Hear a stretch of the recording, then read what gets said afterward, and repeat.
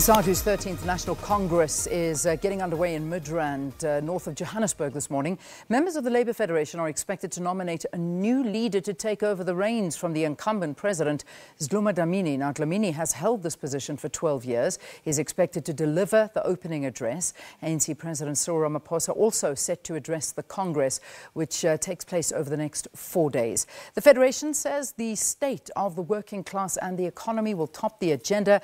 Abongile Dumako is there. He's covering the story for us, and I believe he's going to be talking to Sdumo Dlamini, the president as it stands right now. Abongile, good morning to you.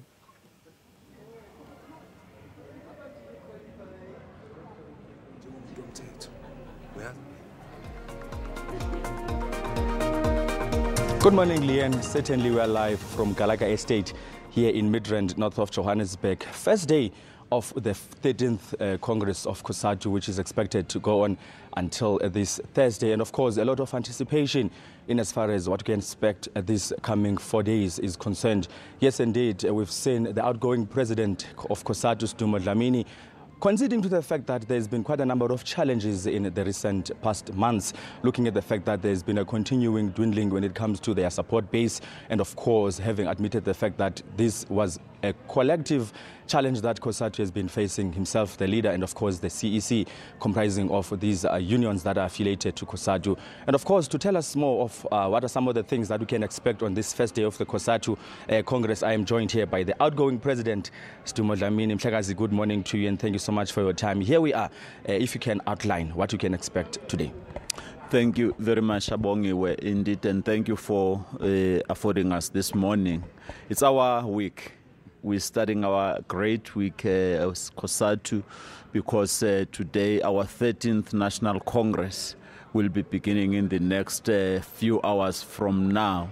A parliament of the workers where they get together every 3 years constitutionally. We met our constitution.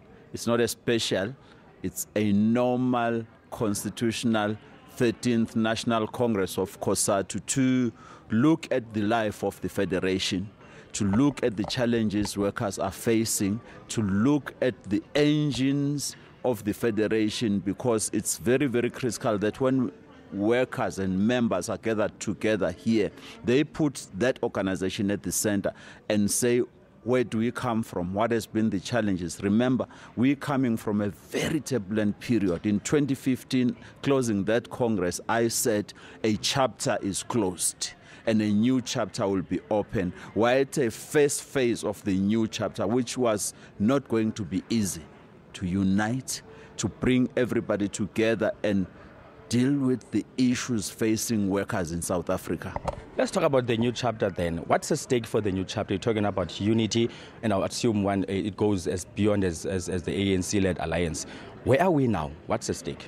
We're at a phase of a massive neoliberal trajectory the country's economy has taken. The VAT has been increased in this country. The fuel hikes are happening every month. The IPPs have been signed, meaning those who are working in some mines, like the coal mines, their jobs are threatened. Eskom is threatening to retrench. The public sector is facing those threats. And it is the moment where we must understand and accept that the jury is on us, the workers, under the banner of Cosatu, to say how are we going to traverse this new journey going forward, the fourth industrial revolution facing us. Now let's talk succession. I'm not going to ask you if you're going to stand in or not.